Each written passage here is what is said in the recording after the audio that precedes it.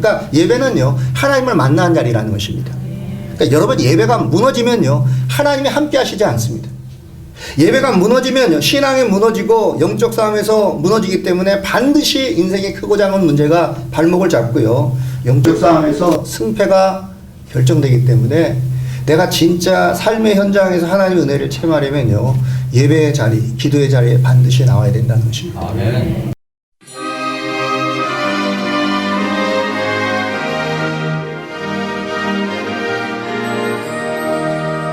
할렐루야. 우리 옆에 분에게 인사하겠습니다. 잘 오셨습니다. 할렐루야. 한번 따라하겠습니다. 승리하는 인생을 살려면. 자, 이런 제목으로 하나님 말씀을 증거하도록 하겠습니다. 다윗 왕이 재위했을 때 암몬이라는 국가가 있었어요. 적대 국가였습니다. 암몬이란 국가에 그 나하스라고 하는 왕이 죽었을 때 다윗은요, 조문단을 파견했습니다. 왜냐하면 다윗이 사울 왕에서 쫓겨다녔을 때 나하스의 도움이 있었던 것으로 성경은 추측을 하고 있는데, 그 은혜를 잊지 못했기 때문에 적대 국가의 왕이 죽었을 때 조문단을 파견을 했어요. 그런데 그 막상 다윗의 조문단이 오니까 이 나하스 왕의 아들인 한운이 조문단을 큰 모욕을 줍니다. 수염을 깎고, 그죠? 이 옷을 중동 물기까지, 위까지 잘랐어요. 당시 고대 이스라엘에서는 수염은 권위를 상징하고요, 정상적인 옷차림은요, 그 사람의 체면, 권위를 상징하는데 그것을 다 무시하고 큰 수치를 주었다는 것입니다. 그러니까 은혜를 얻었습니까? 원수로 갚은 것이죠. 근데 한온이 거기에 대해서 일절 사과의 말을 하지 않고 어떻습니까? 아람과 함께 연합군을 조직해서 다윗과 대적을 하려고 하는 일이 벌어졌을 때, 그때 어떻게 했습니까? 다윗이 성소에 나와서 하나님 앞에 기도했다는 것입니다. 전쟁은, 고대 시대 때 전쟁은요, 생사를 가늠하는 정도가 아니라 나라가 존폐 위기에 있었습니다. 그렇기 때문에 고대 기록에 보면요, 이 전쟁이 나면, 지금 우크라이나 전쟁 났을 때 여러분 언론에 나오지 않지만 비참합니다. 고대 전쟁 때 사람을 다 죽여요. 그리고 포로로 끌려갈 사람은 끌려가고, 성인 여자들 데려가고, 애들은 다 성벽에 던져서 죽입니다. 그리고 데려가요. 그러니까 한번 전쟁에 패해서 망하면요, 이 나라 꼴이 많이 아니었다는 것이죠. 그 존폐 위기가 있을 때 다윗과 군인들과 백성이 하나님 성전에 나와서 승리를 거두게 해달라고 기도했다는 것이죠. 그래서 오늘 본문 말씀은요, 진짜 우리 삶에 위기가 있습니다. 정상적인 삶을 살다가 60대 이후에 암이 걸린 사람이 있고요, 안정적인 축복을 누리다가 재정적으로 어려운 사람이 있고요, 그리고 관계가 갑자기 틀어져가지고 큰 어려움을 겪는 사람이 있어요. 그 당시가 되었을 때 어떻습니까? 우리는 위기가 왔을 때 반드시 어떻습니까? 승리해야 된다는 것입니다. 그래서 승리하는 인생을 살려면 어떤 삶을 살아야 되는지 본문을 통해 살펴보겠습니다. 첫 번째는요, 예배에 집중해야 된다는 것입니다. 본문 2절에 성소에서 너를 도와주시고 시온에서 너를 붙드시며 그랬습니다. 백성들이 기도를 했는데, 기도할 때 좀 특이한 점이 뭐냐면요, 하나님 전쟁에서 다윗 왕을 도와주옵소서라고 기도하지 않고요, 성소에서 다윗 왕을 도와달라고 했다는 것이죠. 그러니까 전쟁의 승패가 전쟁터가 아니라 성소에서 이루어진다는 것입니다. 전쟁의 승패가 전쟁터에서 하나님이 역사로 일어나는 것이 아니라 기도가 있고 예배가 있는 성소의 자리에서 전쟁의 승패가 결정된다는 것이죠. 그러니까 예배는요, 하나님을 만나는 자리라는 것입니다. 그러니까 여러분, 예배가 무너지면요, 하나님이 함께 하시지 않습니다. 예배가 무너지면요, 신앙이 무너지고 영적 싸움에서 무너지기 때문에 반드시 인생의 크고 작은 문제가 발목을 잡고요, 영적 싸움에서 승패가 결정되기 때문에 내가 진짜 삶의 현장에서 하나님의 은혜를 체험하려면요, 예배의 자리, 기도의 자리에 반드시 나와야 된다는 것입니다. 아멘. 그러니까 음식 잡수시는 건 양보할 수 있어요. 버스 타는 거 양보할 수 있어요. 근데 복 받는 거 양보하면 안 됩니다. 복 받는 거 절대 양보하면 안 돼요. 제가 예전에 어떤 청년 때 어느 교회에 누구 만나러 갔다가 부흥회를 하더라고요. 그래서 가가지고 부흥회 마지막 날 그러더라고요. 여기 내일 헌금 작정을 하는데 작정할 사람들 이렇게 와서 헌금하시라. 그러면서 그분이 뭐라 그러냐면요, 내일 작정 헌금을 하는 사람은 평생 마르지 않는 축복을 주신다고 그러더라고요. 아멘 했죠, 제가. 그래서 제가 그때 직장 생활하다가 퇴직을 했는데, 퇴직금을 받은 통장이 있었어요. 통장째 가져와서 딱 드렸어요. 통장째. 왜? 축복을 받아야 되니까. 축복을 받아야 되니까. 그래서 제가 느꼈던 게 뭐냐면요, 전 진짜 복을 사모하셔야 돼요. 복을 사모하셔야 된다는 것입니다. 그래서 우리의 삶의 결정은요, 절대 사업장에서, 직장에서, 학교에서 결정되는 게 아니라 기도와 예배가 있는 예배 자리에서 인생의 성패가 결정된다는 것입니다. 시편 122편 1절에 사람이 내게 말하기를 야훼 집에 올라가자 할 때 내가 기뻐하였도다 그랬습니다. 무엇보다 교회 가는 거 기뻐하셔야 되고요. 예배 드리는 거 기뻐하셔야 돼요. 그러니까 여러분, 예배가 빠진 봉사 하나님 안 받으십니다. 예배가 빠진 헌신은 절대 그것은 하나님이 흠양하시지 않기 때문에 예배는요, 인생에 있어서 가장 가치 있는 일이고 하나님이 받으시는 헌신이고요. 하나님을 경배하는 거기 때문에 어떤 대가를 치르더라도 예배를 반드시 회복하셔야 된다는 것입니다. 그리고 코로나 때 지금 가장 마음이 아픈 게 뭐냐면 온라인으로 예배 드리는 게 상식화됐어. 그냥 보편적으로 돼서 넘어가요. 옛날에는 텔레비로 예배 드리면 천벌이 임하고 천둥이 쳐서 죽을 줄 알았는데 시대가 바뀌어가지고 코로나 때문에 못 나가서 2년 반 동안 텔레비로 예배 드리니까 당연하게 믿긴다는 것입니다. 한번 따라했습니다. 현장에 나와야 성령이 역사하십니다. 온라인으로 예배 드리는 것은요, 쉽게 얘기하면요, 닌거, 환자한테 닌거 꽂는 거예요. 그죠? 닌거 맞고 사람이 성장합니까? 살로 갑니까, 그게? 아니죠. 잡수시고 거동을 하셔야지 살로 가죠.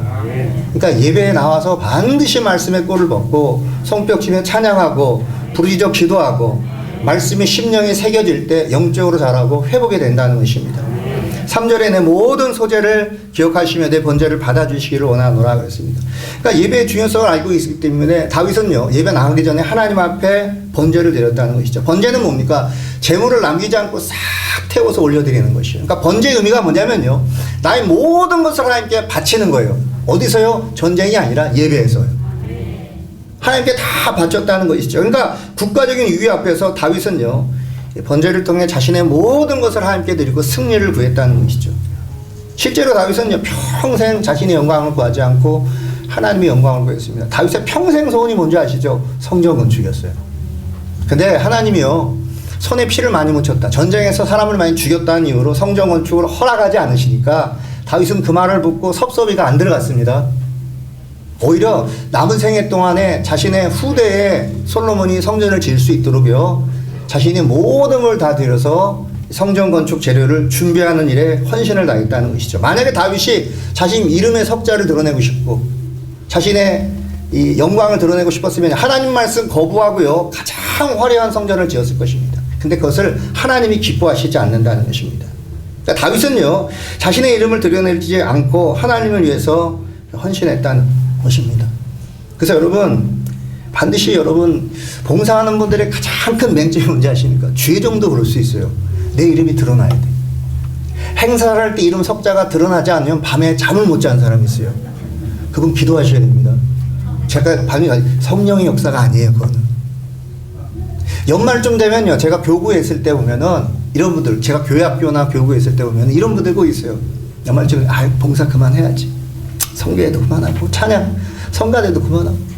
구역장님도 안 알아주고 회장님도 칭찬도 없고 지역장님은 눈길도 안 주고 교구장님은 한마디도 수고했다고 얘기하자. 한번 따라했습니다. 그때가 가장 상급이 클 때입니다. 아멘. 사람한테 여러 번 조언받고 박수 받으면 이제 상급 다 깎여요. 천국에 가서 딱 한 번 하나님 앞에 칭찬받으면요, 영원한 상급으로 이어진다는 것입니다. 그러니까 우리가 봉사하고 심고 헌신하는 건요, 이름 석자 드러내는 거 아니에요. 하나님의 영광을 드러내기 위해서 한다는 것입니다. 제 지인이 출석한 서울의 모 교회에 성전 건축이 끝났습니다. 그래가지고 성도님이 큰 돌이 있죠, 돌. 비싼 돌을 교회 헌신해가지고 머릿돌을 지었어요, 머릿돌. 그 머릿돌을 딱 졌는데 머릿돌을 들고 끝내야 되는데 뒤에다가 머릿돌이라고 한 글자 비슷하게 크게 적어가지고 기증장 누구를 뒤에다 팠어요, 이름을. 뭡니까? 영원토록 이름을 남기기 위해서. 그러니까 교회 건축 헌금을 한 게 아니라 마지막 때 건축 다 끝난 다음에 머릿돌에 이름을 새겨서 큰 숟가락 하나를 얹은 거예요. 영원토록 이름을 남기려고. 근데 재밌는 게 뭐냐면요, 그 이후로 사업이 안 돼요.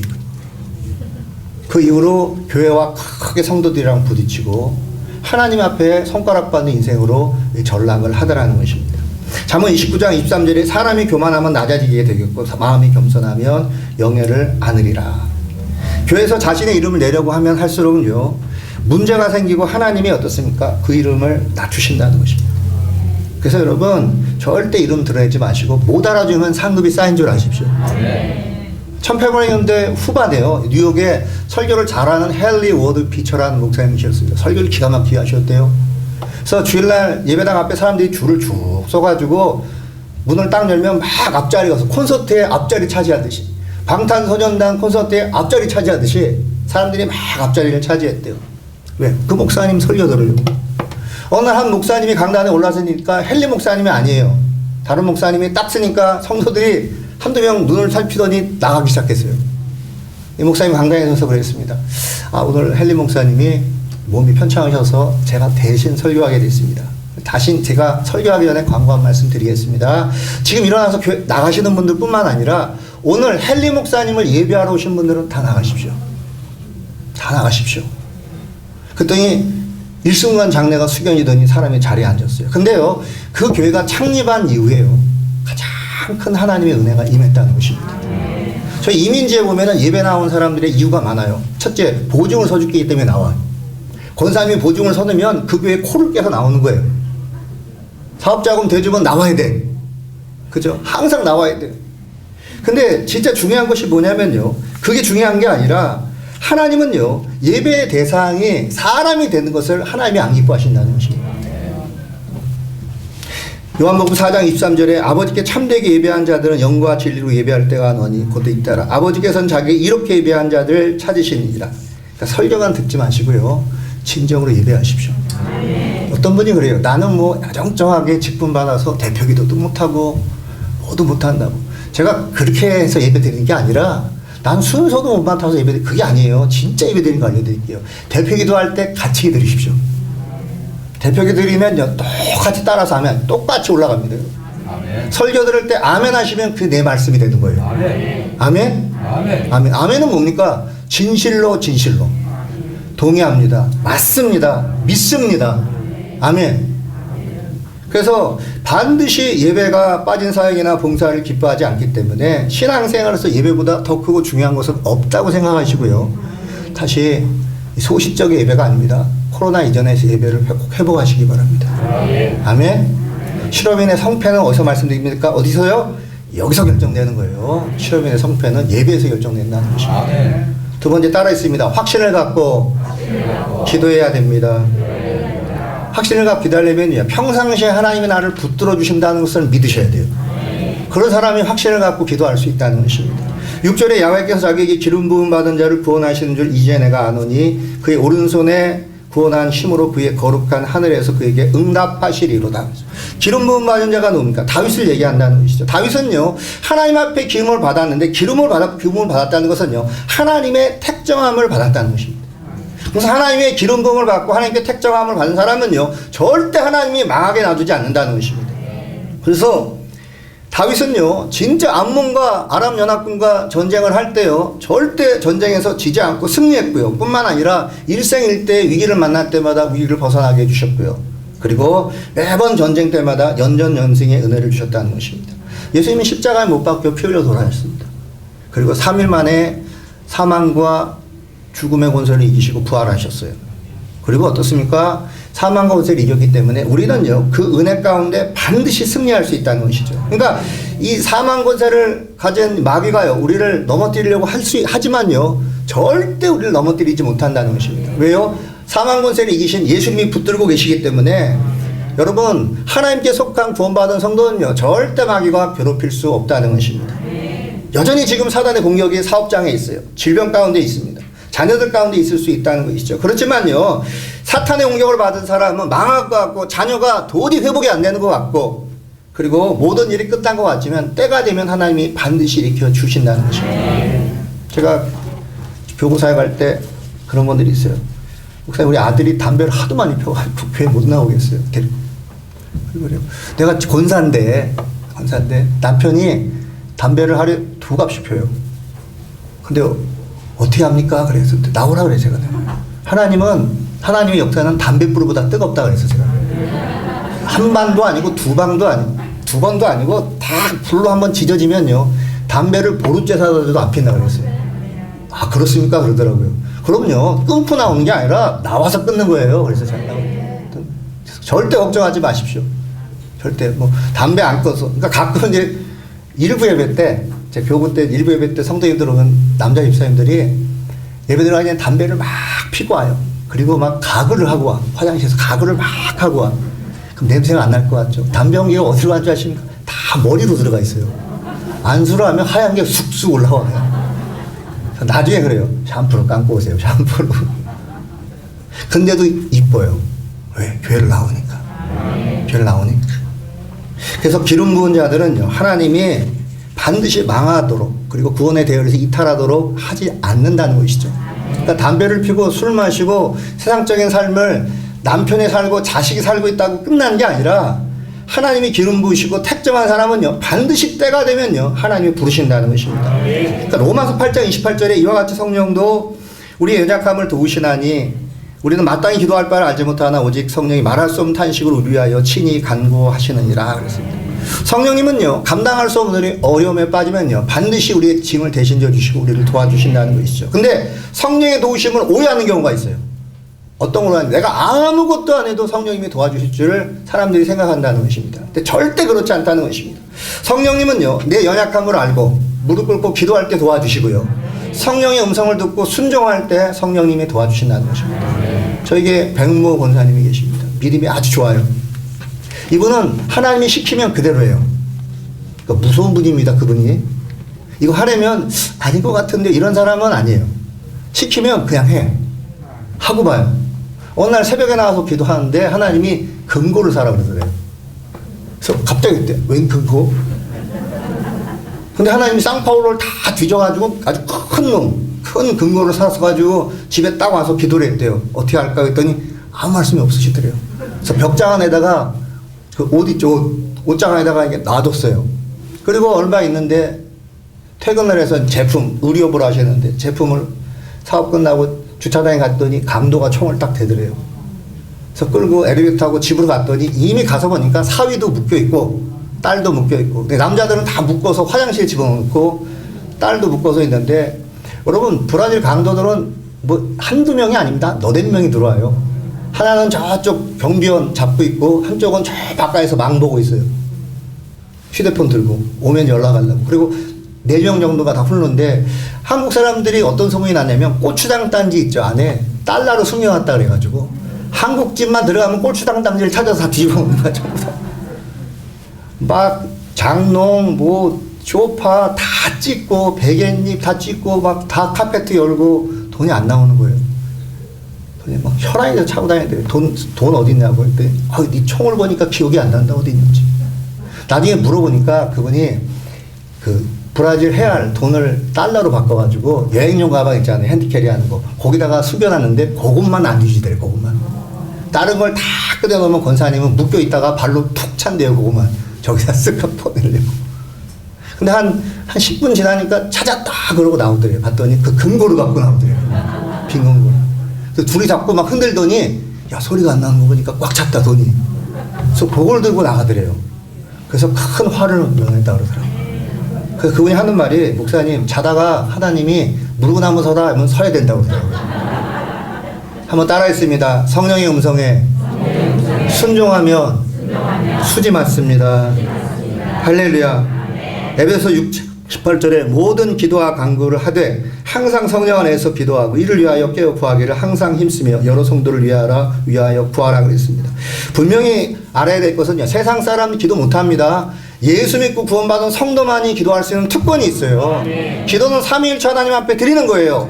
하나님 앞에 드리고요. 기도할 때 성령이 인도하심에 따라 기도하고요. 맨 마지막에 예수님의 이름으로 기도하기 때문에 기도는 삼위일체 하나님 앞에 드리는 간구와 헌신이기 때문에 주님 그것을 이 거룩한 노동인 기도를요. 하나님이 기뻐하신다는 것입니다. 그리고 여러분 기도하되 방언기도 많이 하십시오. 방언기도. 방언기도 어떻게 하냐면요. 다 아시죠? 방언기도 할 때 그냥 앉아가지고요.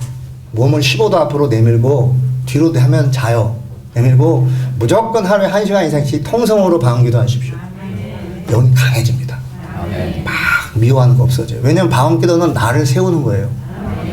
부족한 인격이 방언기도라면 다시 인격이 회복이 되고요. 미움이 떠나가고요. 영적으로 회복이 되고 능력이 임하기 때문에 여러분 성령의 주시는 힘에 따라 봉사하는 것이지 연륜으로 봉사하는 게 아닙니다. 성령이 주신 힘을 얻으려면 방언으로 기도하셔야 돼요. 브라이언 커셀이라는 목사님이 쓴 글을 보니까 이분이 20대 때 교회를 개척했는데 개척한 교회 옆에 사단교회가 있더래요. 큰 사단교회가. 자기 교회는 개신교회인데 작으니까 성도가 적고 사탄교회는 성도가 그 신도들이 이렇게 많더래요. 근데 사탄교회 사람들이 그렇게 와서 핍박을 하더래요. 방해하더래요. 자기 차에다가 막 페인트 뿌리고 노트 소리 나서 나가보면은 뭡니까 협박 편지 와 있고 상상할 수 없도록 방해를 하더래요. 근데 목사님이 절대 떠나지 않고 끝까지 견뎠다는 것입니다. 몇 년 후에 브라이언 목사님 교회에 여자 성도님이 나와서 예수를 믿고 구원받아서 출석하게 됐는데 그 성도님이 목사님을 딱 보더니 그러더니 목사님 저 모르시죠? 모르죠? 저는 목사님 잘합니다. 그러더니 어떻게 잘합니까? 그랬더니 목사님 쫓아내려고 했던 사탄교회 멤버 중에 한 사람이었습니다.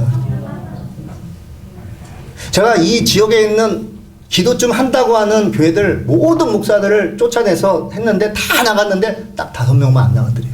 끝까지 방언 기도하더래요. 저 물어봤대요. 왜 조그만 교회 담임 목사들 쫓아내려고 했습니까? 그랬더니 그러더래요. 사실은 사탄교회 본부가 미네소타에 있었는데 미네소타에 있는 이 본부를 이쪽으로 옮기려고 하는데 사방 8km 내에 성령 충만해서 정기적으로 방언기도 드리는 교회가 있으면요 사탄의 활동이 제어가 되기 때문에 이 교회를 쫓아내야 된다는 것입니다. 그러니까 사탄이 더 잘하는 거예요. 근데 수십 명 목회자들을 싹 쫓아냈는데 딱 5명의 목사가 끝까지 방언기도 하면서 사탄과 대적을 해서요 결국은 그 사탄교회 본부가 그쪽으로 오지 못했다는 것입니다. 그래서 여러분 우리가 저 교회 내에서요 가장 큰 마귀는 누구한테 온 줄 아십니까? 담임 목사님한테 와요. 담임 목사님한테. 그거 아셔야 됩니다. 목회자들한테 와요. 제일 큰 놈이 옵니다. 그리고 장로님한테 와요. 그 다음에 권사님한테 오는 거예요. 그러니까 뭐 직분을 맡고 헌신했다고 좋아하지 마셔요. 더 큰 놈이 오면요 맡은 만큼 기도 시간을 늘리셔야 돼요. 왜? 거기에 맞춰야 되니까. 그래서 지속적으로 방언 기도를 하면요 사탄의 활동을 하나님이 막아주시고 주변을 영적으로 깨끗하게 해주시고 하나님 나라를 확장케 하시기 때문에 방언 기도는 강력한 능력이 있다는 것입니다. 여러분 어떤 위기가 오더라도 두려워 마시고 예배의 자리, 기도의 자리 지키시기 바랍니다. 따라했습니다. 기도했던 다윗이 승리한 것처럼 따라했습니다. 하나님께 기도하는 실업인도 반드시 승리합니다. 아멘. 한번 따라했습니다. 하나님만 의지해야 됩니다.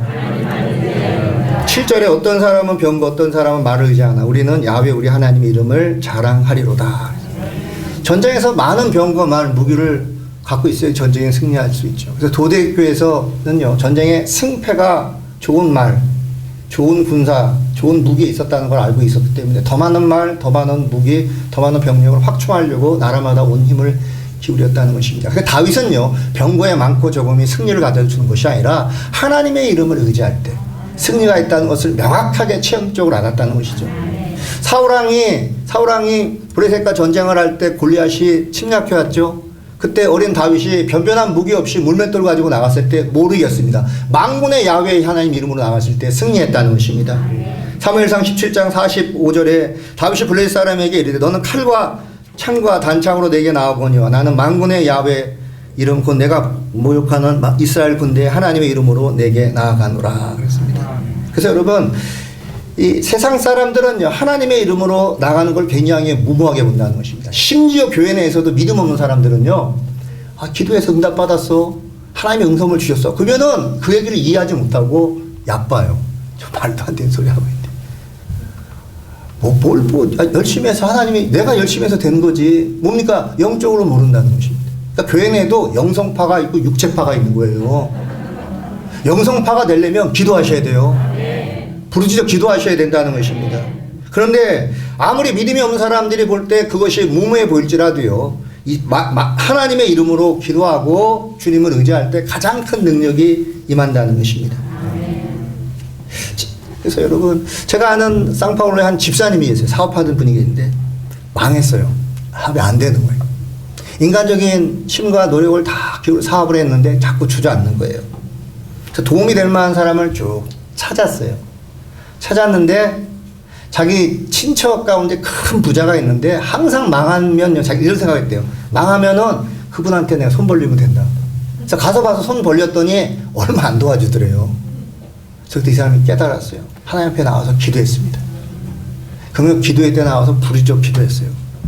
저희는 매일 저녁 8시부터 9시까지 2014년부터 지금까지 매일 기도합니다. 코로나 때는 인터넷 온라인으로 서로 해놓고 기도하고요. 그리고 저 금요 예배 때는 제가 1시간 정도 통성으로 인도해요. 제가 마이크 잡고 통성으로 방언 기도해요. 그럼 다른 교회에서도 와서 기도해요. 방언 기도는 뭐 이길 재주가 없어. 어떻게 마귀가 못 이겨요. 방언 기도는 이기지 못해요. 방언 기도는 어떻게 해요? 꾸준히 지속적으로 계속. 아멘. 그래서 여러분 계속 기도하셔야 되는데, 이분이 기도를 하는데 하나님이 지혜를 주시고 그 사업장에 하늘문이 열리더래요. 그러고 나서 축복을 받는데 저한테 그러더라고. 목사님, 내가 지금 코로나 팬데믹인데 사업한 일이 가장 잘 됩니다. 전국 브라질 각지에서 주문이 쇄도하고 있는데 마르지 않는 축복이 임했다는 것이죠. 이분은 알아요. 어떻게 합니까? 기도하고 엎드리면 하나님이 문을 열어주신다는 걸 안다는 것입니다. 그래서 따라했습니다. 나의 주권은 하나님 손에 달려 있습니다. 환경이 어려워도 절망하지 마시고요. 부정적인 사람과 말 섞지 마시고요. 그리고 예수님 안에서 절대 긍정, 절대 믿음, 하나님 편, 교회 편에 서서 순종하고 나가면요, 하나님의 은혜가 반드시 임하게 돼 있고요. 그리고 촛대가 옮겨지지 않는 축복을 주님이 베풀어 주신다는 것입니다. 그래서 우리는 불완전하기 때문에 완전하신 하나님의 도움을 받는 유일한 길은 다른 게 아니라 기도해야 된다는 것입니다. 그리고 분명히 우리가 간과해서는 안 될 게 뭡니까? 우리가 기도하면 하나님은 우리의 욕심을 채워주는 분이 아니라 우리의 필요를 채워주는 분이라는 것입니다. 2010년 5월 1일 브라질에 입국했어요. 깜부시라고 하는 순복음교회가 있는데, 이 교회가, 저희가 있는 교회가 입구가 작고 마약거리예요. 집사람이 막 저 밤에 데리고 오다가 막 경찰이 총 들고 막 마약한 사람 막 했다가 막 하고, 그러니까 정신을 못 차리는 거예요. 막 그런 곳에 있다가 거기서 한 좀 20분 떨어진 봉이주로 가는 곳에 새 성전을 건축하는데, 거기 제 전임이었던 이명구 목사님이 짧은 기간 동안에 성전을 기복 예배를 드리고 건물을 짓다가 가셨어요. 제가 후임으로 갔더니 성전을 짓고 있는데 매주일 나오는 헌금 있죠. 헌금에 가장 최소한의 운영비만 빼고 화요일마다 다 쏟아붓는 거예요, 거기에. 그러니까 3주만 헌금이 삐딱하면 교회가 부도가 나요. 그런 곳에 이제 성전 건축이 들어갔는데, 가서 보니까 3년 후에 입당 예배를 드리기로 했는데요. 2년이 후딱 지나고 1년 남았는데 돈이 없는 거예요. 성도들이 그러는 거예요. 목사님, 다 긁었습니다. 안 나옵니다. 그러더라고요. 돈이 없어요, 목사님. 근데 이제 40일 특별 새벽 기도를 했는데, 그때 하나님이 저하고 저희 집사람한테 응답 주신 것이 원주민교회에 이 성전을 팔게 하시겠다는 마음을 주셔서 40일 특세 기도하면서 그때 팔릴 줄 알았더니 안 팔리더라고요. 다시 40일 특별 새벽 기도를 했어요. 근데 또 안 팔리더라고요. 그 다음에는 100일 특별 새벽 기도를 했어요. 성전 건축 완공을 위한. 근데 안 팔리더라고요. 근데 놀라운 일이 벌어졌습니다. 어떤 일이냐면 성도인들이 헌금하기 시작했어요. 숨겨놓은 돈, 감춰둔 돈, 꼬불 쳐둔 돈, 천장에 숨겨놓은 돈, 벽 사이에 숨겨놓은 돈, 어떤 분 막 10만 불 갖고 나오고 3만 불 갖고 나오고 막 다. 그래서 그걸 져가지고 결국은 입당 예배를 하나님께 드리게 됐어요. 근데 입당 예배를 딱 드리고 나는데 교회 기득권을 갖고 있는 사람들이 성전이 구성전에서 새 성전으로 옮기는 것을 방해하기 시작했어요. 이유는요, 구성전이 안 팔렸다는 것입니다. 그래서 계속 기도를 하는 가운데 당회에서 결정을 했습니다. 그래도 새 성전을 지었는데 입당 예배를 드렸는데 예배를 드려야 된다. 그래서 목요일 날을 잘라봐서 이사를 했는데 성도들이 와서 막 반대하는 사람이 절대 옮기면 안 된다고 반대를 하는 거예요. 참 기가 막히는 일이죠. 근데 결국은 이사를 했는데 하도 반대를 하니까 그 다음날 사겠다는 사람이 나타났어요. 하루 만에 서류를 가지고 왔어요. 사겠다고. 그래서 그 주간에 첫 주일 예배를 드리는 날 그 재직회를 통해서 그것을 다 어떻습니까? 찬성하고 통과시켜서 팔기로 했어요. 근데 그 사겠다고 한 사람이 이제 원단 하는 한국 사람인데 원단 사업을 크게 하는 부자인데 상파울로에서 한 몇백 킬로 떨어진 곳에 원단 창고가 있으니까 너무 머니까 큰 건물을 찾다가 우리 건물을 찾기로 해서 계약을 하기로 했는데 재직회를 통해서 교회가 팔기로 결정했다고 하니까 그다음부터는 이 사람이 연락을 안 받는 거예요. 왜 연락을 안 받냐 했더니 깎으려고 그런다 그러더라고요. 깎으려고 계속 막 연락 두절이 되는 거예요. 그러니까 건축비는 이걸 통해서 충당해야 되지, 이 사람은 아니 어디 깎을 게 없어서 교회 건물을 깎어. 그래서 나중에 또 기도를 했더니요, 브라질 사람이 나타나서 한 푼 깎지 않고 사겠다고 하더라고요. 그러니까 장로님들이 목사님 그냥 그 브라질 사람한테 팝시다. 그 한국 사람 골치 아프니까 하지 말고요. 그래서 제가 도리가 있죠. 그래도 그 한번 물어봅시다. 그래서 우리 장로님이 전화를 했대요. 저기 저 이씨, 저기 우리 이거 브라질 사람이 한 푼도 안 깎고 다 판다고 하는데 그쪽으로 팔아도 되지? 그랬더니 왜 그렇게 하냐고. 내가 언제 안 산다고 그랬냐고. 내가 언제 안 산다고 그랬냐고. 아니 연락이 두절이 안 됐냐, 한 달 동안. 바빠서 내가 그런 거지, 바빠서. 그래서 막 새벽 예배 끝나고 쫓아와가지고요, 계약서 쓰고 계약금 치르고 중도금 내고 잔금 치러서 건물을 팔았습니다. 할렐루야. 하나님께 영광의 박수 올려드립니다. 성전이 매매되고 얼마 안 있어서 하나님이 저에게 주신 감동이 뭐냐면요, 그 말고 굉장히 많은 일들이 있었어요. 말도 못한 일이 있었는데 하나님이 저희 부부한테 주신 음성이 뭐냐면요, 내가 이걸 브라질 교회에 팔려고 했는데 너희의 다급한 기도를 들어서 저 업자한테 팔았다 그러시더라고요. 그래서 지금 브라질 환율이 그때보다 3배 이상 떨어졌기 때문에 그때 팔지 않았으면 지금도 못 팔아요. 지금도 한국에 있는 한국인 브라질 교포들이요, 마약거리 좁은 곳에 있는 그 건물이 팔렸다는 것에 대해서 지금도 기적이라고 말씀하고 있다는 것입니다. 그래서 빚 없이 교회가 건축돼서 2016년 9월에 뭡니까, 이용훈 담임 목사님 모시고 헌당 예배를 드리게 되었습니다. 할렐루야. 자, 하나님께 영광의 박수 올려드리겠습니다. 그래서 사진이 있으면 참 좋은데 사진을 좀 늦게 들어가지고 띄울 수가 없게 되었습니다. 사진. 그래서 나왔어요. 이게 우리 교회입니다. 또 넘겨주세요. 이게 교회예요. 예. 들어가고 또 그 다음에 또 당회장님하고 또 같이 이렇게 커팅하는 장면이시고. 할렐루야. 또 보여주세요. 또 헌당 예배 드리는 장면입니다. 할렐루야. 또 마지막 한 장 있습니다. 자, 하나님께 영광의 박수 올려드리겠습니다. 그래서 성령 건축은요, 100% 하나님이 하셨다는 것입니다. 아멘. 아멘. 아멘. 그리고 우리가 기도할 때 반드시 해야 될 것이 뭐냐면요, 응답받고 반드시 축복을 누리게 해달라고 기도하셔야 돼요. 여러분, 자녀를 잘 되게 해달라고 기도하죠? 그럼 내가 장수해가지고 자녀가 복을 받는 것을 보게 해달라고 기도하셔야 돼요. 그게 온전한 기도라는 것입니다. 이스라엘 백성은 그렇게 기도했어요. 9절에 야훼 왕을 구원하소서, 우리가 부를 때 우리에게 응답하소서. 우리가 부를 때 우리에게 응답하소서란 말이 뭡니까? 우리가 부를 때 왕이 살아와서 대답하게 하여 주옵소서. 전쟁에 반드시 승리를 하지만 다윗 왕이 살아서 승리를 맛보게 해달라고 기도했다는 것입니다. 그러니까 내가 기도한 대상이 살아서 반드시 하나님의 은혜를 누리게 해달라고 기도해야 된다는 것입니다. 제가 예전에 실업인에서 한번 했던 간증인데 한번 말씀드릴게요.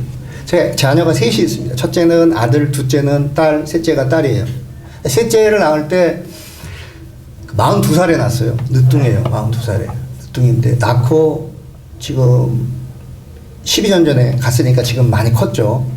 근데 아이를 이렇게 잉태를 했는데 마포에서 사역을 할 때 아내가 임신을 했는데 아내가 임신 2번 꿈을 꿨는데 첫째, 보라매 병원에 그때 첫째, 둘째를 보라매 병원에서 다 낳았는데 보라매 병원 여자 산부인과 주치의가 꿈에 그러더래요. 너하고 애가 죽는다 그러더래요. 그 2번째 꿈을 꿨는데 집사람이 아이를 낳았는데 크고 흉측한 아이를 낳더래요. 그리고 마지막에 아이를 출산하기 3주 전에 마지막 초음파 검사를 했는데 아이 심장에 치명적인 결함이 발견됐습니다. 원래 심장은요, 심방하고 심실이 같이 뛰는데 심방만 뛰고 심실이 안 뛰는 거예요. 그러니까 신생아가 1분에 120회 뛰는 게 정상인데 30회만 뛰는 것이었어요. 그래서 결국은 아이를 놓고 기도를 마포에 있는 저희 교구한테 기도해달라고 부탁을 하고, 결국은 이제 아이를 낳을 때 제왕절개 수술을 하고 아이 심장 수술을 해서 아이 목숨을 건지게 되었습니다. 그래서 무사히 퇴원을 얼마 안 있다가 병원에 갔더니 의사가 이 뇌하고 이 심장에 있는 차트 사진을 보면서 그러더라고요. 기적이 일어났습니다. 그러더라고요. 제가 속으로 했어요. 기적이 일어났죠. 출산 3주 전에 심장 이상이 와서 수술해서 나왔으니까 기적이 났죠. 그랬더니 그분이 이어서 하는 말이 뭐냐면요. 사실은 어머니 아버지가 충격을 받을까봐 얘기를 못했는데 아이가 그때 심장 이상이 있는 것뿐만 아니라 뇌에 바이러스가 올라갔습니다. 그러니까 이 아이가 지금 살아나더라도 평생 뇌성마비 장애인으로 살아갔는데 오늘 보니까 뇌 속에 들어간 바이러스가 흔적만 남기고 사라졌다는 것입니다. 할렐루야. 하나님 영광을 받습니다. 우리가 아이의 심장 치료를 놓고 부르짖어 기도했는데 하나님은요 기도하지도 않는 뇌성마비까지 치료해 주셨다는 것이죠.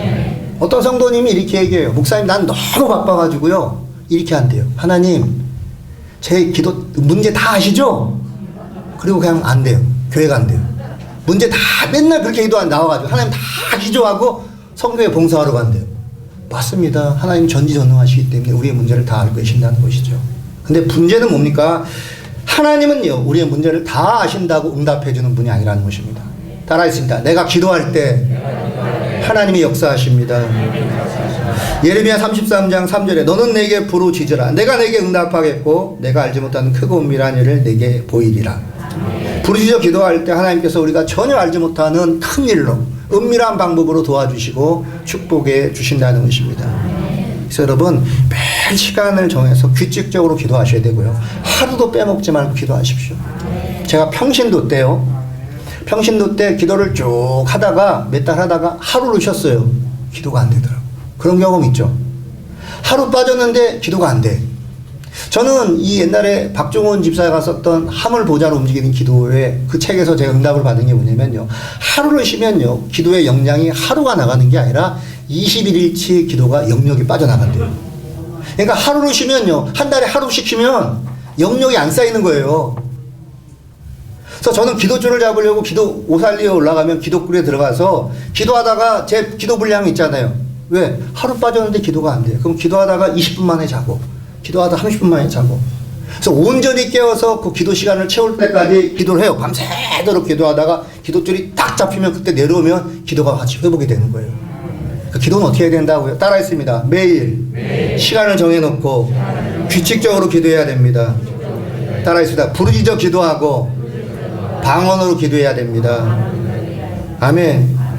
반드시 하나님의 때 하나님의 은혜로 반드시 응답을 주신다는 것입니다. 말씀을 마치겠습니다. 예배에 목숨 거십시오. 예배에 목숨 거십시오. 여러분 사업의 성패는요 사업장이 아닙니다. 예배에서 결정되는 거예요. 온라인 예배 드리는 거 기뻐하지 마십시오. 그런 사람들 다 끌고 나오세요. 은혜와 기적과 성령의 역사가 있는 자리는요 오프라인으로 드리는 이 현장 예배 가운데 하나님이 역사하십니다. 그 예배 회복하셔야 돼요. 그리고 두 번째 기도 회복하십시오. 부르짖어 기도하십시오. 순복음의 정체성은 다른 게 아닙니다. 박수 치면서 찬양하고요. 통성으로 기도하고요. 방언으로 기도하는 거예요. 그죠? 옛날에 예배 드리다가 막 신고받고 경찰 나온 적 많이 있었죠. 그게 정상인데 사라졌잖아요. 그죠? 지금 그렇게 예배 드리다가 경찰서에 끌려가면 교회에서 상줘야 돼요. 그죠? 그게 얌전해지고 예의가 바라진 게 아니라 영성, 야성이 사라졌다는 것입니다. 여기가 천장이 찢어지도록 아멘? 부르짖어 기도하십시오. 그리고 제가 실업인에서 배운 게 딱 하나예요. 실업인은 복 받아야 됩니다. 물질에 큰 축복 받으셔야 돼요. 그래서 크게 헌신하셔야 되고요. 제가 목회를 단독 목회를 가서 해보니까 물질 장로님도 필요하고요. 물질 권사님도 필요하고 물질 집사님도 필요해요. 기도하는 장로님도 필요하고요. 부르짖고 기도하는 권사님도 필요하고요. 뒤에서 헌신하는 장로님 권사님도 필요한데 반드시 물질로 헌신하는 사람도 있어야 된다는 것입니다. 입을 넓게 열고 복을 주십시오. 그래서 복 받는 방법 한번 알려드릴게요. 아무리 은사를 주셔도요 은사의 마음을 빼앗기지 마시고 하나님 앞에 마음을 두십시오. 아무리 능력을 주셔도 그 능력의 마음을 빼앗기지 마시고 하나님의 얼굴을 구하십시오. 아무리 축복을 받아도요 축복의 마음을 빼앗기지 마시고 복의 근원은 대신 하나님 앞에 마음을 두십시오. 그래서 아무리 복을 주고 능력이 있고 은사가 임하더라도요 우리는 항상 하나님 앞에 가난하셔야 되고 심령이 갈급하셔야 되고 항상 하나님 앞에 아쉬운 마음을 갖고 있으면요 영적으로 물질적으로 반드시 채워주신다는 것입니다. 한번 따라하겠습니다. 실업인의 예배와 기도를 통해서 다 따라하겠습니다. 다시 한번 축복과 큰 기적과 부흥이 당연히 임하게 됩니다. 아멘. 그 축복이 우리 정충식 회장 장로님과 회장단 전체와 회원 전체에게 마시게 예수님의 이름으로 축원드립니다. 기도하겠습니다. 좋으신 하나님 감사합니다.